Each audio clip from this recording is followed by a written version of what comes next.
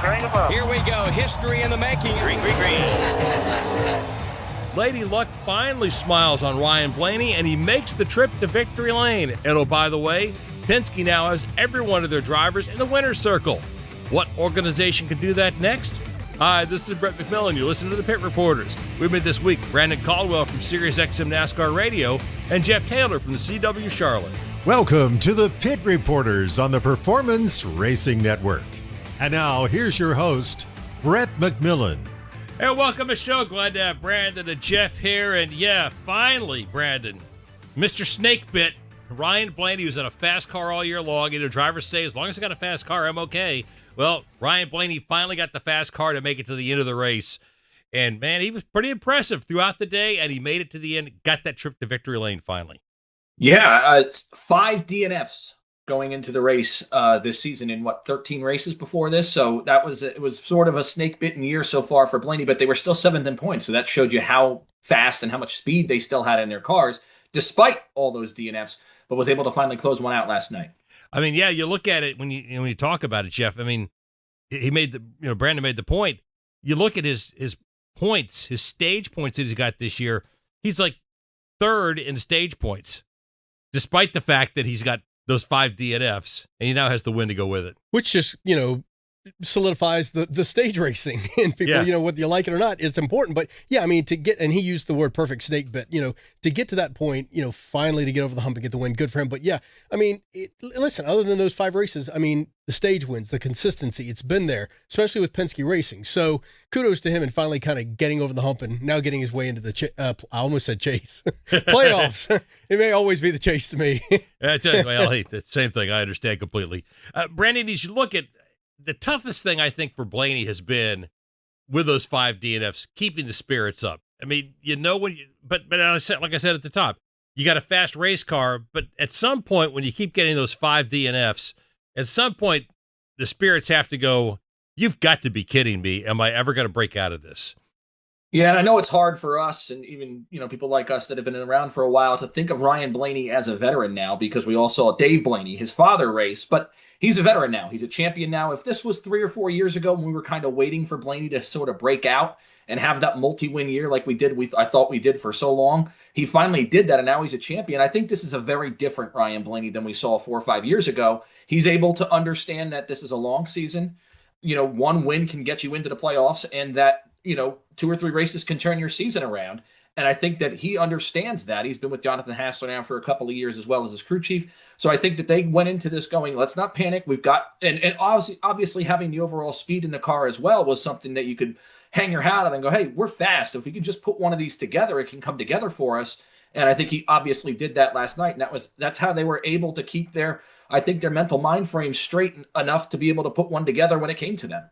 Completely agree with Brandon. I think, the consistency he's had other than the 5, DNFs, when you're with a team like Penske who's had success, I mean, the win was going to come. So I think, there are other people who could really kind of be questioning where our season's going. But for him, I think he was just, waiting for that point to arrive when he gets to the checkered flag and gets the win. So I think, his attitude was probably, younger, may not have been as good, but being the veteran that he is, like Brandon said, to call him a veteran, it's kind of crazy, but to be where he is, I think the mentality part has always been we can get the job done. It's funny because you think about after Vegas, we all kind of went, who had the bingo card that had Josh Berry as the first Penske-related driver to get a win? And yet he has been the most, and yet Blaney has been the most consistent Penske driver this season, and yet he's the last one, Brandon, to get a win. Yeah, that's kind of interesting. We've seen Cindric, obviously have some spurts of good, strong runs here. You never can count out Joey Logano. He's almost one of those guys where you look at it and you go, I don't even pay attention to what he did last week, because he's such a veteran and he's been around for so long and he can put it together so well that you sit there and go, he can win this week, no question about it. Even if they were 34th the last 5 weeks, the 22 is always a threat. I think he proved that last year. So, you don't concern about him. So, yeah, the fact that the 12 was the last one to get a win is interesting. I think that's just because of the bad luck that they had. But, like I said, Joey may not be the one that's running their strongest, but he's always one you have to watch. So it's interesting to see that all 4 Penske-affiliated cars have gotten into victory lane so far. Says a lot about the organization. I mean, they've got their act together, and we'll talk about it later. But they might be the strongest organization out there right now. I mean, they've got the wins, they've got the stage wins, they've got the points. And Ryan finally gets that win. That kind of, like I said, got him in. Kudos to that organization. They've got their act together. And when you think about Josh Berry, like Josh Berry, you're like, really, Barry, like really. But at the end of the day, and like Brandon said, for me, Joey Logano, he's always going to get his win or wins. And I think he's always going to be, it never shocks me every year to see him, running for the championship come the last race of the season. Well, and I think that's what it comes down to for Penske. I think we kind of look at them over the course of the year, and it's been the last few years, Brandon, when you look at them and say, okay, they're just kind of there. Yeah, they get their wins during the course of the season. Do you just do enough to get themselves into the playoffs? But then at playoffs time is when they tend to really shine, that they spend the year getting better so that when they get to the 10-race stretch at the end of the year for the playoffs, that's when they really shine, and next thing you know, they won a championship. Yeah, I don't think there's any question about that because they're the only ones to win a championship in this next-gen era. Joey Logano's got 2, Ryan Blaney's got 1. They're the only organization to win one, and they just seem to have this perfected. Now, I will say, looking at their wins so far this year, I mean, Cindric won at Talladega. They're always strong on the super speedway tracks, but Logano won at Texas. Blaney just won at Nashville. They've got, and we talked about Barry, his win at Las Vegas. All of those tracks are what I would consider intermediate tracks, and that's not where you need to be strong in the playoffs. You need to be strong at the short tracks. Martinsville's the cutoff race. Phoenix is the championship race. It's almost like do we sit there and look at it and say maybe this is the year because of how strong they've been on the intermediates? It almost feels like they should be strong on the short tracks instead of the intermediates, but there's still a long way to go before the playoffs as well. Yeah, but think about it. Look at the playoffs and where you're going to go. You go to Gateway, which is an intermediate track. This is in a round of, they're in the round of 12. That's an intermediate track. I mean, Vegas is in the round of 8. That's an intermediate track. So, I mean, Brandon, if you're going to be good at intermediate tracks, at least you got one in every round of the playoffs. Yeah. Yeah, if you can win at Vegas, I know it sounds simple, but if you can win at Vegas, you're in the championship 4 at Phoenix. So, obviously win gets you in. So, yeah, that's an interesting thing, and they're really strong at Talladega. So you look at that and you say, okay, that's a round for them, the round of 8, that, Team Penske probably is pretty good at. Been strong at the intermediate tracks, and then, like I said, the super speedways, you always kind of have to watch out for them because they're always so strong there, especially Logano. He just knows how to block and push and do things right. Well, we've been talking the last few weeks, Jeff, about this coming up in Michigan. It's going to be the last of this, not counting the All-Star race, the last of this 5-race stretch of races at intermediate tracks.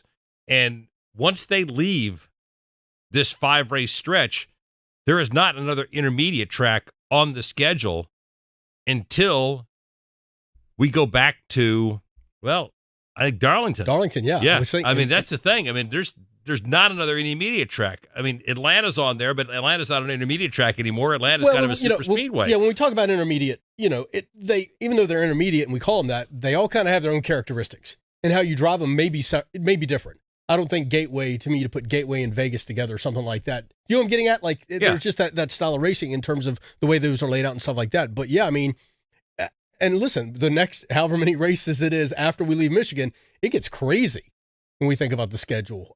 So I think, they're in a good spot where they can kind of, I think, enjoy the next few weeks when we go to Mexico and Sonoma and all the different tracks we're going to. But, when we talk about the intermediate track, I agree with what Brandon said. Listen, when it comes to the super speedways, Penske's going to be up front. I get that. The short track, I think they could use a little, they need some help there, I think, with the short tracks. Well, we talked about it. This is the last intermediate track coming up. Who really has shown us in these last 4 weeks that they have it together outside of Penske? Who's shown us that they have it together that we really can spotlight now and think that they may be ready for the playoffs? Who's got to be concerned that as we go to this huge variety of tracks for the next 2 months, that they're going to have a lot of work to do and a lot of questions yet to be answered when the playoffs start? We'll talk about that when we come back. Hey, this is Michael Walter for Echo Park Automotive, and I'm here to tell you why you should shop Echo Park before you buy a car, truck, or SUV. Over half the inventory at Echo Park is priced below $25,000. And car for car, truck for truck, Echo Park Automotive's pricing is $3,000 less than the competition. Maybe that's why Echo... A NASCAR memory with Doug Rice and Kyle Petty. One of the most iconic moments in the history of the sport. Your dad and David Pearson racing for the win at Daytona 76. I learned more from my dad in that moment than probably all the years of being his son before that. Ran that race, comes down to the last lap.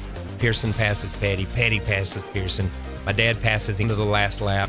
Pearson passes Petty, Petty passes Pearson. My dad passes him going into turn 3.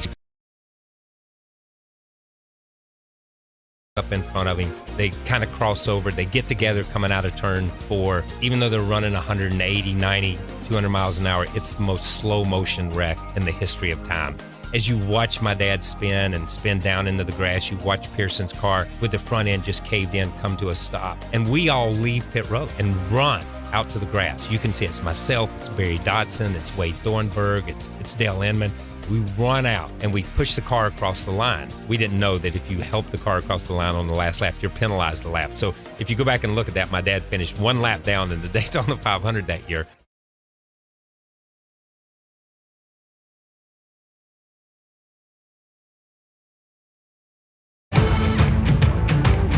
Let's get back to more Pit Reporters on the Performance Racing Network. And welcome back, along with Jeff Taylor from CW Charlotte and Brandon Caldwell from SiriusXM NASCAR Radio. Brett McMillan, glad to have you with us. All right, we talked about it going into the break, Jeff, that really Michigan is the last of this 5-race stretch. We've been talking about this for the last couple of weeks, where we're going to find out who is good on the intermediate tracks, and then good at intermediate tracks, right. Good at intermediate tracks. Right. But who else has looked good versus who else has now shown us that they ought to be concerned when we get to playoff time? I think for me, right off the bat, Carson Hocevar at Spire Motorsports. I mean, take, the 600, engine troubles or whatever, but he was running fantastic. And then, of course, the performance he put on, at Nashville. So I think Spire Motorsports, they're starting to get their act together a little bit. So it wouldn't surprise me to see them, get up in there, continue to make the noise they've made. So I'd have to go with them. In trouble, I hate to keep bringing it up, but I keep going back to RCR. I think that, I don't know what's going on over there, and what's going down there with, with both, Dylan and who knows. But for me, I think Spire, you got to keep an eye on. Who are you looking at, Brandon? Oh, Gibbs, and in particular, Denny Hamlin. He was going to have a great run in the Coca-Cola 600, and they didn't get the car full on the last stop, and he had to pit early, and he ended up not having such a great finish. Sunday in Nashville, he had a great run, despite all the adversity of not getting air into the helmet, not being able to get water into his helmet, all of that was going on, and he ended up with a third-place finish. So Hamlin and Gibbs in particular, I'm not so worried about, and I think that they're going to run really strong on the intermediates and going to be threats as we go forward here. And the one that I'm concerned about the most of anybody is Brad Keselowski. All these road courses coming up, nobody's going to confuse him for Boris Said on the road courses. He's a good driver, but he's not you don't think of him as a great road course racer. And all of the stuff that's happened to him this year, you would have thought if you were to break this schedule up into pieces for Brad Keselowski, you would have wanted to get as many points as possible in the first part of this schedule. Obviously, they didn't do that. They're really struggling. So that is a concern for me going forward.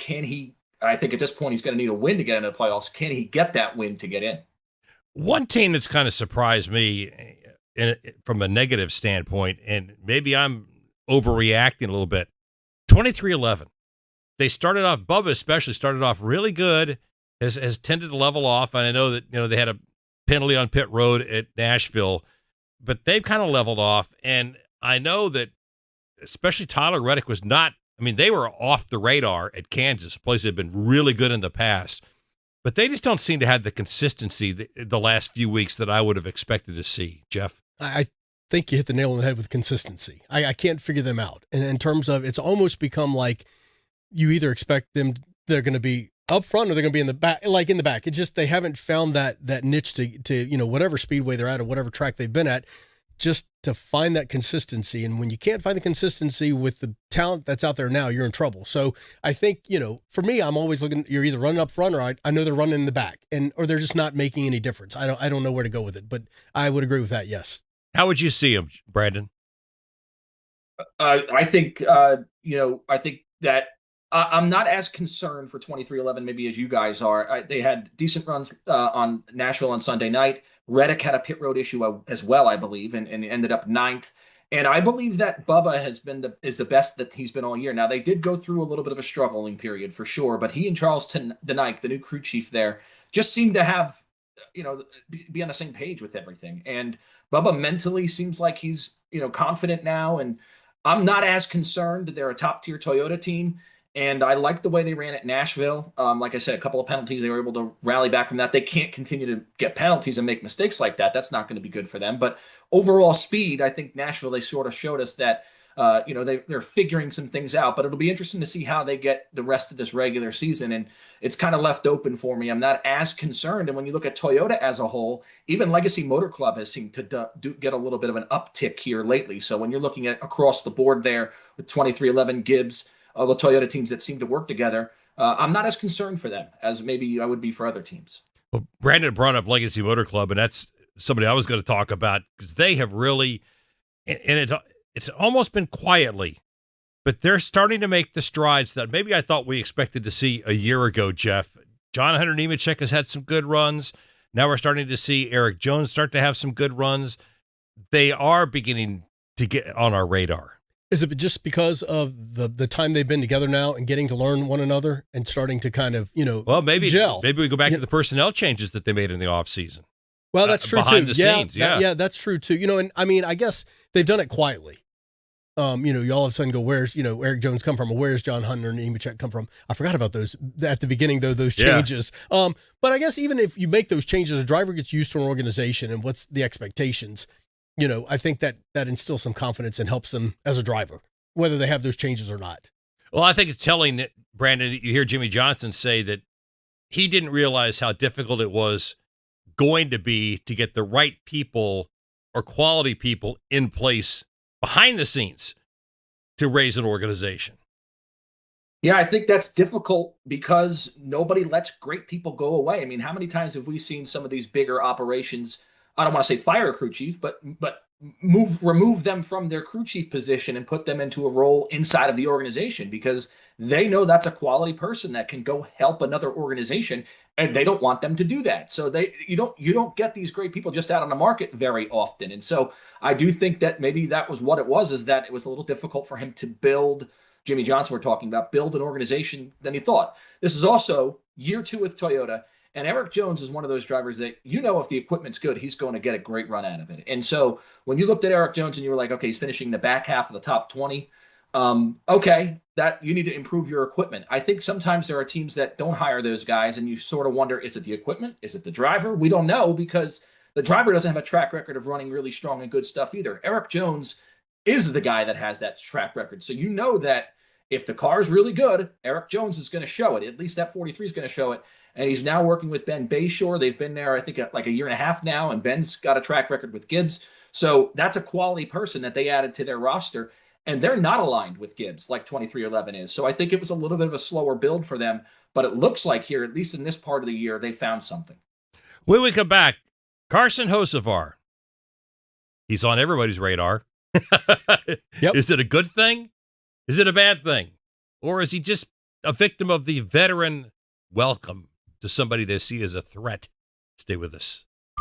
For anyone who's worried about back taxes, has not filed tax returns, and doesn't know what to do next, stop and listen. Not filing your taxes can have severe consequences, especially in this political climate. Now that COVID is over, the IRS is getting aggressive, massively increasing enforcement and collection efforts. With politicians making all sorts of promises, especially when it comes to taxes, hiding and not dealing with your taxes will cause you harsh legal and financial ramifications. But right now, the IRS offers forgiveness and writes off a massive amount of tax debt. The Tax Doctor offers a free service that helps people get out of IRS collections and back in good standing with the government. Don't hide or bury your head in the sand. Take advantage of our free service. Call now to learn more. 800-393-5045. 800-393-5045. 800-393-5045. That's 800-393-5045. Lenny Baticki brings you PRN at the Track every week here on PRN, the Performance Racing Network. It's hard to believe in this day and age in the United States of America that children are hungry. Our time on this planet is short. We have to give back to those in need. Every child has a chance, no matter what obstacles they may encounter. Never have we been taxed more as a society to help kids the way we are right now. At Speedway Children's Charities, our mission is simple. Help every child we can. Because all children deserve joy and hope and love. I'm PRN's Doug Turnbull, co-host of the 5 to Go podcast, a weekly deep dive into 5 motorsports issues. Devin Kupka gives the Gen Z view. One thing that I've never seen before, when the cars got 4 wide, everybody stood up. Mini mechanic Dan Elliott leans on his decades in the garage and promoting. Unless everybody is aware of the rules, then no, it's not fair for everyone. Listen to the 5 to Go podcast on GoPRN.com and subscribe on Apple and Spotify.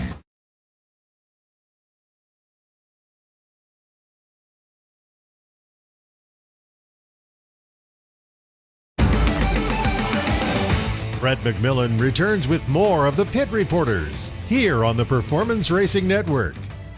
And we welcome you back along with Brandon Caldwell from SiriusXM NASCAR Radio, Jeff Taylor from the CW Charlotte. I'm Brett McMillan. Glad to have you with us. All right, we talk on this show occasionally when a young driver comes up and starts to have an impact, then Brandon, he ends up a victim of the veteran welcome, as we call it, where the veteran will be quick to beat him down, complain about how aggressive he is, and hoping that if the guy backs down, then the veterans have won and they've gotten rid of a rival. Is Carson Hocevar experiencing that legitimately now, or is he legitimately... I don't know if you can be too aggressive in this car, especially on restarts. I think, though, what we saw from him in Nashville with the Stenhouse incident, you know, he could have checked up there and let Ricky in. He chose not to. This is a 22-year-old kid that has a really fast car. You look at where his other teammates are at Spire Motorsports, he's outrunning them all the time. And he's doing a lot with probably equipment that's not as equal to some of the guys that he's running with. So he's a great driver. And I think that's where you kind of have to sort of toe the line a little bit if you're Spire. Do we want to slow this kid down? Because, you know, he's running second at Nashville in a Spire Motorsports car. Like, that's tremendous. But do we try and take that out of him? But you also want friends there. And you mentioned it. One of the drivers we saw have that issue, especially when they were really young, was Joey Logano. And that was when he was with Gibbs, and he lost that ride and really didn't seem to, you know, find his place until he got the Penske. And that could have broke him down. And that was a kid that we saw at 15 years old. Everybody was calling him sliced bread, next best thing. And when he was at Gibbs, everybody called him a bust because he just did not get along with a lot of his peers and didn't run well at the same time. And if you need to have friends out there. And I think that's where, if you're Hocevar, you need to think a little bit, because not only did you get into a veteran driver at Nashville, that's also a fellow Chevrolet driver as well at Stenhouse. And with how close all of these manufacturers operate now, that's something to keep in mind going forward. Do you really want to do that? And maybe you should have checked up and let him in and, pass him, 5 laps later, however long it took, rather than get into him right there. So that's something you need to think about, because you do need to have friends out there. Jeff, how do you come down on this? I don't know. I mean, there's times I'm agreeing with Brandon. There's sometimes I'm sitting here going, it's racing. I mean, it's when you're racing for, stage points or the fastest lap of the race, or you're going for the win. I mean, you got to race. And when you're 22, and listen, the win gets you in the playoffs, most likely. I mean, you're 22, you're making a name for yourself. And granted, I get, having the friends and stuff like that. But at what point, why would you give a veteran any more, grace than you would a 22-year-old kid. Make sense? I mean, I'm balding and, gray beard, and, a youngster comes in and takes my job. Well, that's life. So for me, Spire Motorsports is trying to make a statement. They want the win. And so when I go back and watch the incident with Stenhouse or whatever, yeah, he could have checked up. But do you? You know what it's one of those things. It's a fine line to walk between, getting the stage wins or getting the fastest lap or getting the win and making friends, because you're friends one week, you're not the next. And I don't know. It's just, it's a tough role to be in, I think. But, listen, right now he's performing well. Except he's not making friends. Yeah. And I mean, I get it, but at the end of the day, it's, But ask Brandon, how many friends does Joey Logano have?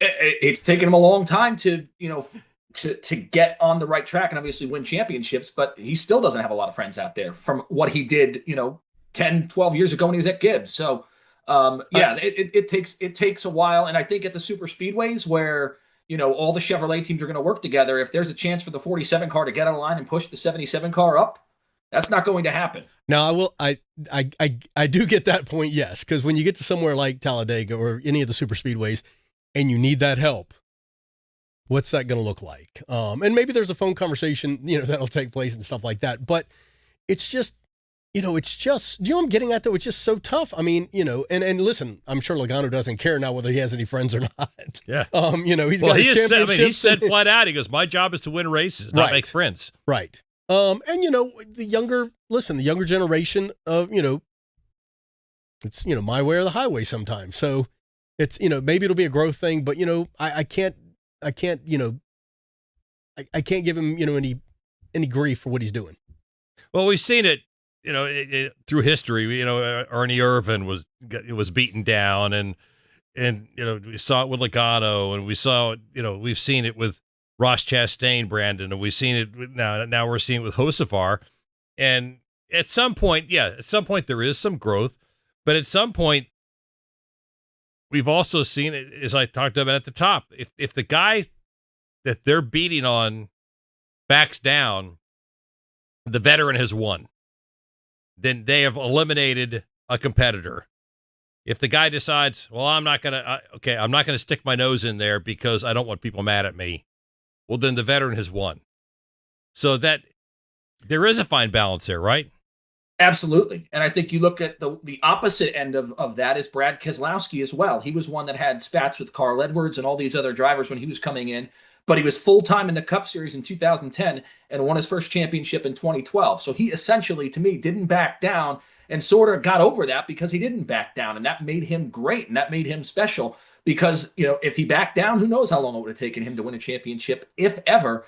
He had those spats and he stood up to those veterans. And yes, Jeff, part of me does agree with you in the sense of like, did Ricky Stenhouse Jr. go down last night and say, oh, that's a 22-year-old kid, he should check up for me? If that's the mentality, right, I don't think that's the right mentality either. So I get it in that standpoint from Hocevar as well. And I think too, Brett, when you think about the end of the day, the Nashville race was okay. I mean, to me, it wasn't the most exciting race we've had, but we're talking about something today. Yeah. And so when what I'm getting at that way is at least, anytime there's kind of, a little bit of turmoil, it helps the sport. Well, and as we see what begins, I say that. what begins to happen with the fans then is it turns into, it doesn't matter where Hocevar is on the track. He may be at the opposite end of the track, but if a guy spins out in turn 3 and Hocevar's in turn 2, the guy will find a way to blame Hocevar in turn 3 at some point in time. I think it's going to be one of those things where if you see a spin and you see the 77 in anywhere in the vicinity, you're going to look at the replay and go, did Hocevar get into him there? Did he take the air off the back end? Yeah. That's just what's going to go through our heads now, for sure. Right. That's it. Yeah. Ross Chastain's just coming out of that now. Right. Exactly. So there you go. All right. When we come back, pretty interesting weekend in the Xfinity Series and the Truck Series with some popular wins. We'll talk about those when we return. This is Kyle Petty for Echo Park Automotive. As you might imagine, I know a thing or two about cars, and I'm here to tell you about a whole new way to buy a car, truck, or SUV. Did you know that Echo Park Automotive has over 95,000 five-star reviews? On top of that, every car that Echo Park Automotive sells goes through a 190-point inspection to make sure that it looks and drives like new, so you leave happy. It's even in their name. Echo Park Automotive. Every car, happy owner. The official used car dealer of Speedway Motorsports. Doug Rice is your host for Fast Talk every week on PRN, the Performance Racing Network.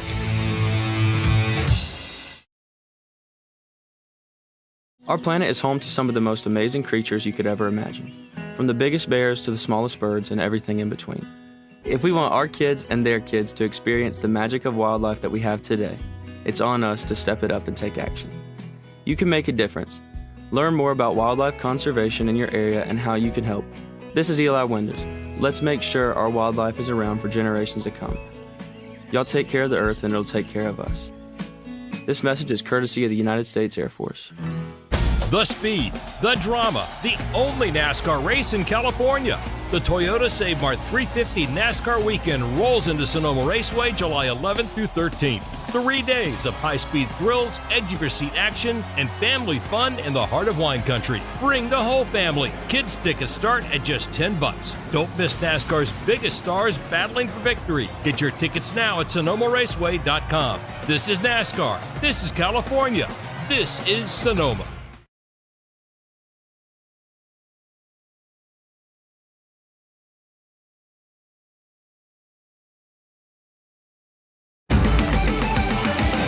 We're back with more of the Pit Reporters on the Performance Racing Network.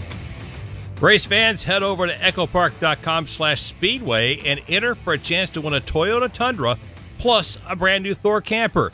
Visit echopark.com/speedway now to drive off a winner. And welcome back. Jeff Taylor from CW Charlotte's here. Brandon Caldwell from SiriusXM NASCAR Radio is here. And I'm Brett McMillan. Hey, Xfinity Series at Nashville, once again, a dominant performance, Jeff, from Justin Allgaier. You know, the guy wins a championship, and now all of a sudden the reins are off, the monkey's off his back, and this guy's just dominating week in and week out. Third win of the year. He's got 178 stage points in 14 starts. He is just having an outstanding season. And there are a couple other races he could have won, too. When you meant the word dominate, I mean, it's a perfect word for it. And, you know, I go back to Charlotte, too. You know, he had that one won. You know, and I know he struggled with, you know, the decision at the end. I think they decided not to pit or whatever. And then William Byron comes out of nowhere to win that one. You know, but for him to follow up Charlotte, and when I talked to him on pit road after the race in Charlotte, you know, he's won the championship. He's got wins. He's got the stage points. He's having a great season. Still the emotions of losing that race at Charlotte, you could just see it in him. You know, the man is just, he's the epitome of a race car driver, if you ask me. And so to leave Charlotte, go to Nashville, put on that type of performance is pretty stout. 638 laps led so far this year, Brandon. Pretty impressive. Yeah, and a 92-point lead in the playoffs, or in the point standings right now. And this is a crafty veteran among a bunch of young kids, right. Honestly. You know, I mean, this is a guy that, you said it last year, won a championship.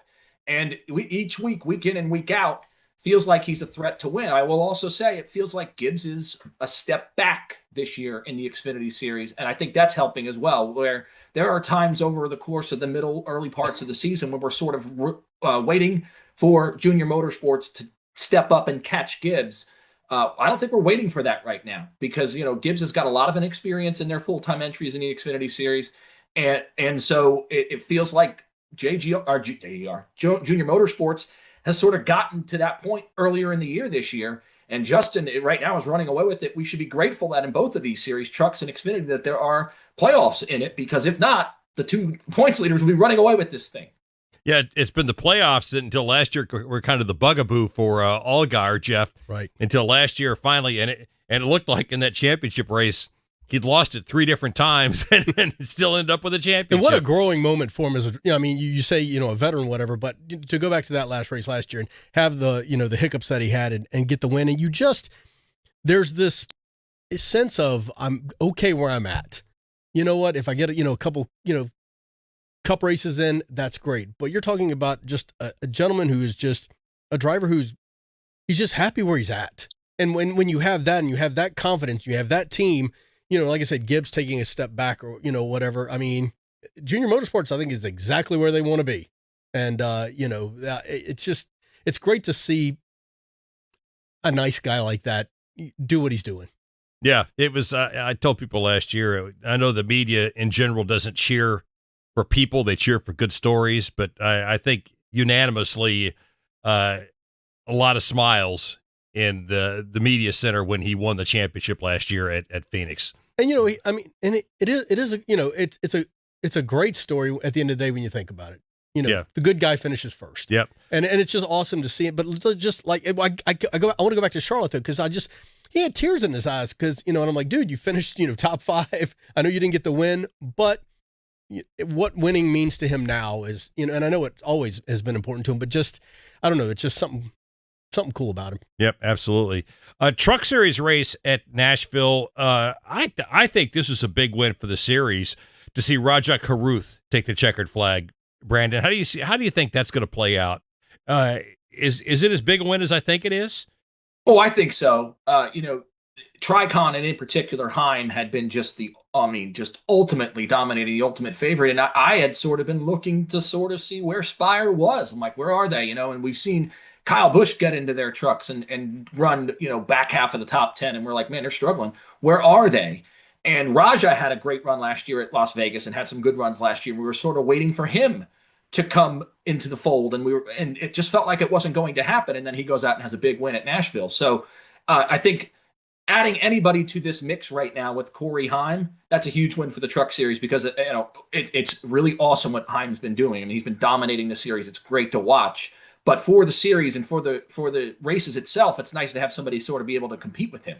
Absolutely agree. I think I turned the race off because I'm like, it's just going to be a Corey Heim show winning again and stuff. And, and it's like when somebody dominates a series or doing what they're doing, you kind of like lose interest a little bit. So I think, for Rajah to get the win, his second, of his career, once again, just, an amazing story, just a great kid, who I think just brings energy and something, new to the series.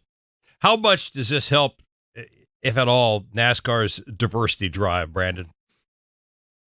Oh, I think it's huge. You got Bubba Wallace, who's been, a very great competitor here at the Cup level. You've got Daniel Suarez, who's been a very competitive at the Cup level as well, but always will help NASCAR in that sense. And having another minority driver who can show us that he can go out there and compete for wins when the trucks or cars are correct, I think is huge. And we'll see what next year holds for him. I caution a lot of people on making the jump to the next series too soon. We've seen that so many times with people.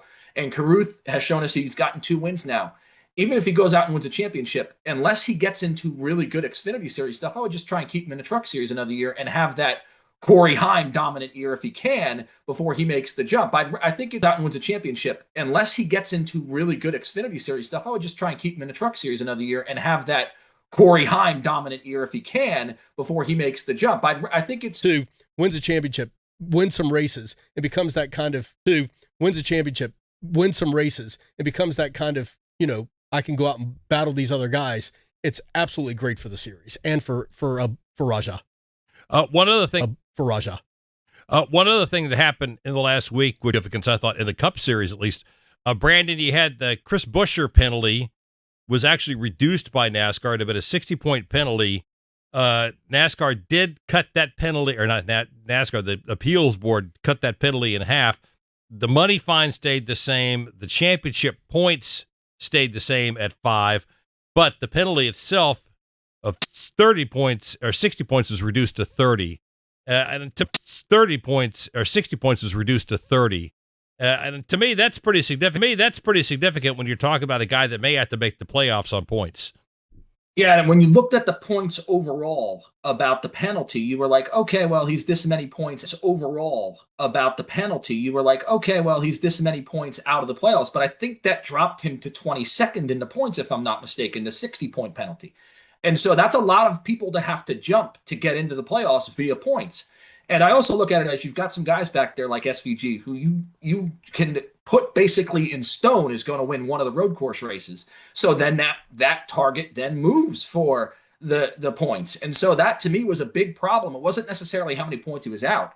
It was how many people he had to jump to get over them to make the playoffs. There's a big logjam in there from about 14th to 20th, and he was behind all of that. The 30 points put him back in it. And so it was as big of a penalty as it was. After Nashville, he's back into things because of the reduction of points, and so he's going to need to run strong here. He's been the best of the Roush cars here lately, but yeah, that was huge in that sense because he was so far back that it wasn't necessarily, like I said, how many points he was out, just how many people he had to jump.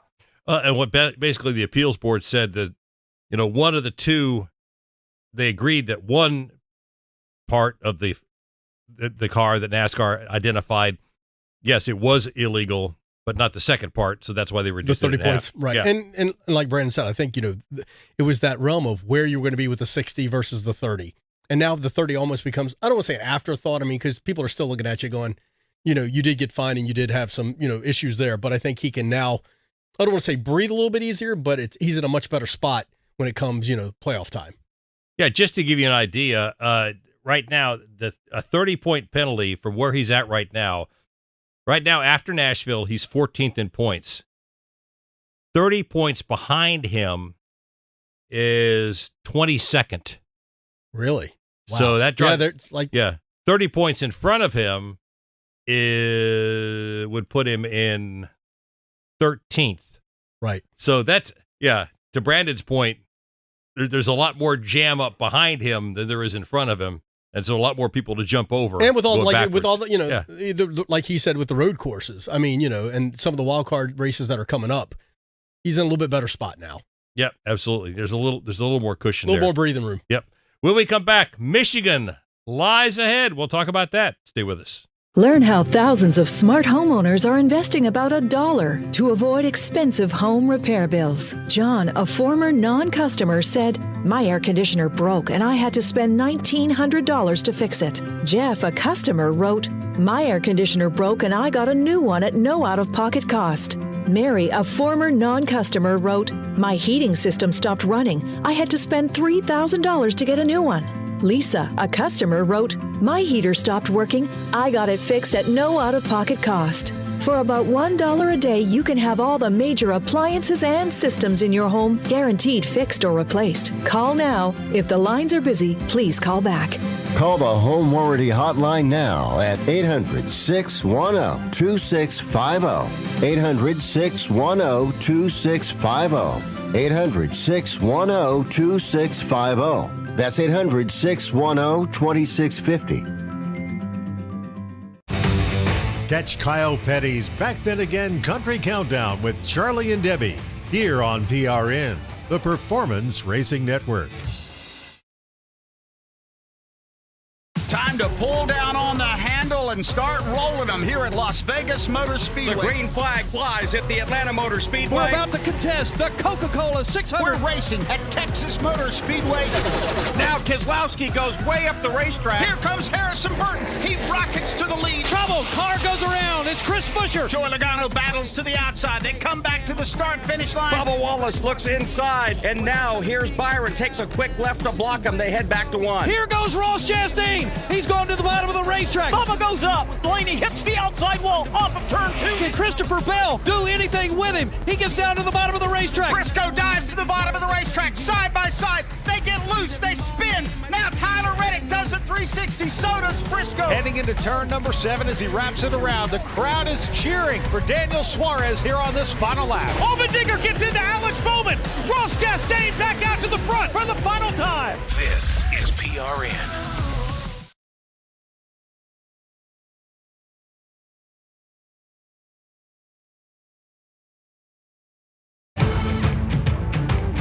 Let's get back to more Pit Reporters on the Performance Racing Network. And welcome back. Along with Jeff Taylor from CW Charlotte, Brandon Caldwell from SiriusXM NASCAR Radio. I'm Brett McMillan, and now we have Michigan, which, of course, whenever you go to Michigan, the key thing that matters is manufacturer. It's Chevy and Ford's backyard, and Toyota wants a piece of it too. And that's all we hear about is how they want to win one for the home team. It used to be about gas mileage, didn't it? No, it's about winning one for the home team. Listen, it's, why not? I mean, that's where you put your pride on the line and there you go. Who knows? I mean, it starts early in the week. It's, I think Toyota won last year, Brandon, and now Chevy goes, we can't have that. We've got to get back in victory lane, and it goes from there, right? Yeah, and the fact that there's only one race there now, I think, makes it even more prevalent. We used to go there twice a year. It's a little hard to kind of understand who's going to be good at Michigan because we used to go to California Speedway before this, and that was sort of a sister track, and it was like, okay, so whoever runs well there will probably run good at Michigan. We don't have that to look back on anymore, but I love the fact that it matters for the manufacturers. As somebody who grew up in loving the heyday of the sport where there was a GM Goodwrench car going up against a Ford Quality Care car, and those were very important to people like my father, who was a huge Ford guy. Those were important. It was important to have the manufacturer battle, and I love that that's still a huge thing here at Michigan. And it's going to be the Goodwrench guy. You knew he was not going anywhere but a Chevrolet. The Goodwrench guy. You knew he was not going anywhere but a Chevrolet. Right. Dale Jr., when he was looking after he left DEI, we all knew that he had to drive for a Chevrolet team. When Bill Elliott ended up driving a Dodge, that was kind of a thing where we were like, really? The Ford guy is driving a Dodge? And I think it's just been Carl Edwards was a Roush guy from through and through. He ended up in a Toyota. Matt Kenseth ended up in a Toyota at the end of it. So that loyalty, and I can't blame the guys, but that brand loyalty with certain drivers that are not going to go elsewhere. Kyle Busch was a Toyota guy. He's back in a Chevrolet now. Like, that's over with now. And I think that's really sort of hurt some of the fans that, growing up, I was a Rusty Wallace fan and I was a big Ford guy, and he got into a Ford, but when he went to Dodge, what am I going to do? Abandon my driver? Absolutely not. So, but he started in a Pontiac. He started in a Pontiac. My dad was such a Ford guy, I was not allowed to root for him until Penske made the switch to Ford. Then I was able to root for him. But by the time they switched to Dodge, I was making my own decisions. But I'm not going to abandon my driver in my own decisions. But I'm not going to abandon my driver. And that just happens so much now that I think that that's where it is. But I think showing that your car is good, having good people drive for you, having people that are nice and being engaging, I think will still help your brand, and winning obviously will help your brand as well. I think that's huge. And you look at it and say, I want to buy a Ford because it wins on Sunday. I still think that's a thing. It's just, I don't know if there's the loyalty from the fan base there used to be, just because the drivers move around so much now. But I do think, I agree, like with the fans, there maybe is that little more disconnect. But I do agree with what you said, Brett, though. I think for those who work on the cars, for those guys back in the shop, for the CEOs of the companies and stuff like that, I get that part of it, yes. And, when we talk about super speedways and stuff and the Chevys line up together and the Toyotas line up together, I get that and stuff. So, I understand from a race team and a manufacturer, you want to be successful and you want your guys to shine. Yes, that way. I just think it's like we've said, there's been some disconnect with the fans in terms of that. Well, we talked about at the top of the show that all the Penske cars now have wins. There's not another organization right now that is on the cusp of having all of their drivers in victory lane, Brandon. Gibbs has had 2 of their 4 win. Hendrick has had 2 of their 4 win. Trackhouse has had 1 of their 3. As you kind of look at these teams, which one do you think, Brandon, would be the next one, if any, that would have all of their drivers get wins in their pockets? I know it sounds crazy, but I'm going to say Trackhouse, and there's a reason why. Gibbs and Hendrick, you mentioned, they have 4, so the odds are stacked against them in that sense. Everybody else has 3. You got Suarez is a very good road racer. Mexico City's coming up. Could he win one of those road courses? Maybe Mexico City. Have you seen the script? Are you telling me you've seen the script for Mexico City? I think he's a favorite there. There's no script, right? I think SVG can win one of the road courses coming up, and it just feels like Ty Gibbs has not found it yet at Gibbs. And it feels like, something's going on with the 9 team as well at Hendrick, and the 48 just is running consistently, but hasn't taken that next step to get the victory lane. So when I look at going forward of the schedule, I'm like, man, maybe it's Trackhouse with the way Suarez can run. His 1 wins at Sonoma. So, he's gotten a win there before. And SVG, maybe it's Trackhouse over Gibbs or Hendrick. Just rewind his answer and I'll try to lip sync it or whatever, because I would say the exact same thing. Trackhouse was the first team that came to mind with the tracks that are coming up, and you mentioned Suarez and SUV and all that. I think Trackhouse, I'm trying to figure out Hendrick, with the 9 and the 48, and they just, I don't know. It's just, the 2 cars, the 24 and the 5, they are who they are and stuff. But, and I just don't know what's going on with the other 2. But to me, Trackhouse, with their leadership and the quality of the team and stuff. They're the ones to me, I think, that get back to where. I think they're the next one to get all their drivers, with checker flags. Well, and they seem to be coming around. We've seen a lot better performance coming out of Ross Chastain. Obviously, the win of the 600, but he's had more consistent runs up front. I mean, I know that he talked about the speed hadn't been there, but he had the great finish at Texas. He looked a lot better at Nashville, and he ran, obviously, winning the 600, Brandon. Yeah, I think if you talk about SVG, the thing to judge him on is the ovals, and he looked better at Nashville. He looked better in the Coca-Cola 600. Now, I think Nashville ended up with the 25th place finish. I'm not sure what happened to him at the end of the race, but he was running significantly better than that into the top 15 at times. And so, yeah, I mean, that's not where you want to be saying, oh, that's a guy that's going to win races. But when you're talking about the speed and where he's been, that's way better than where he had been all year. And so I do think that Trackhouse is coming around. The length of the 600 miles at Charlotte really played into Ross Chastain's hands, but that also gave them the on-track time that they needed and showed that if the cars are getting better, you're not going to win that race with a slow race car. So the cars are getting better and faster, and they're going to peak here at the second half of this regular season. And in order for somebody to go up, somebody else has to come down, and it'll be interesting to see who that is. I think go ahead. Each week on the Pit Reporters, we'll give you a chance to go to GoPRN.com and vote in our poll. And this week's question is, what will be the next organization to have all teams with wins? And your choices are Gibbs, Hendrick, Trackhouse, who both guys here think it will be, or 2311 is the other one we're putting up there. And they have no wins yet.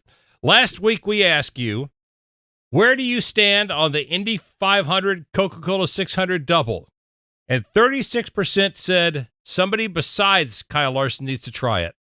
And then we had 27% said Larson should take a couple of years off, and 27% also said enough is enough. And only 9% said that Larson should try it again. Interesting. All right. So when we come back, time for our white flag lap. Stay with us. This is Kyle Petty for Echo Park Automotive, and I'm here to tell you why you should shop Echo Park before you buy a car, truck, or SUV. Over half of inventory at Echo Park is priced below $25,000. And car for car, truck for truck, Echo Park Automotive's pricing is $3,000 less than the competition. Maybe that's why Echo Park has over 95,000 five-star reviews. Echo Park Automotive is built to make sure you drive away happy. It's even in their name, Echo Park Automotive. Every car, happy owner. The official used car dealer of Speedway Motorsports. When it comes to maintaining your engine to run at peak performance, trust Z-Max Micro Lubricant. Z-Max soaks into metal, so it's easy to add to your oil or gas to disperse carbon buildup in your engine, fuel system, and transmission. Protect your vehicle's engine to the max with Z-Max. Check us out at zmax.com or visit us on Facebook and Twitter to find out more about our full line of products. Remember the name Z-Max for your car, big rig, small engines, firearms, and more. That's Z-Max Micro Lubricant. Lenny Baticki brings you PRN at the Track every week here on PRN, the Performance Racing Network. Hi, it's PRN's Brad Gilley. Did you know you can take PRN with you anywhere? That's right. By downloading the PRN mobile app, you can listen to our live race broadcast from anywhere. Make sure you don't miss a second of the action from the track. Download today for station listings and on-demand access to your favorite studio shows like Fast Talk, The Pit Reporters, or Garage Pass. Get all the latest racing information at your fingertips with the PRN mobile app. Available in the Apple App Store and on Google Play. Hey, I'm Corley Joy for Speedway Children's Charities. The mission for Speedway Children's Charities has remained true since its founding almost 40 years ago, to care for children in educational, financial, social, and medical needs in order to help them lead happy and productive lives. So many children have benefited from our group in the past, but we need your help now more than ever. There's so much we can do when we all join together, so let's start today. Visit speedwaycharities.org to learn more. I thank you in advance for your help.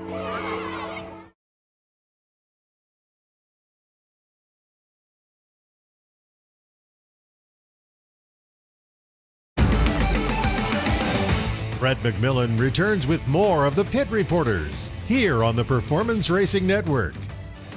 And welcome back. Time now for our white flag laps. And first up from SiriusXM NASCAR Radio, Brandon Caldwell. Yeah, Denny Hamlin's been really strong here the last couple of weeks. And, at 44 years old, this is somebody that needs to have a little bit more, I think, credit his way. All the car changes. We've heard some veteran drivers struggle with this new car. He's overcome all of that adversity to be competitive again here at the age of 44. Could this be his last year at Gibbs? It could be. Can he close out this year with that championship? And if so, that's great. If not, we'll be talking the rest of our lives about Mark Martin and Denny Hamlin being the two best drivers to never win a championship. So just something to keep an eye on going forward. Absolutely. Yeah. The chances are running down little by little. All right. Next up from CW Charlotte, Jeff Taylor. I'm going to go white flag to green flag if that's okay. Green flag, Charlotte Motor Speedway, their summer shootout series starts this week here in Charlotte. And what a great thing. If you're in this area or ever come to Charlotte on a Tuesday night, check out the Speedway. They do great things with the quarter-mile track.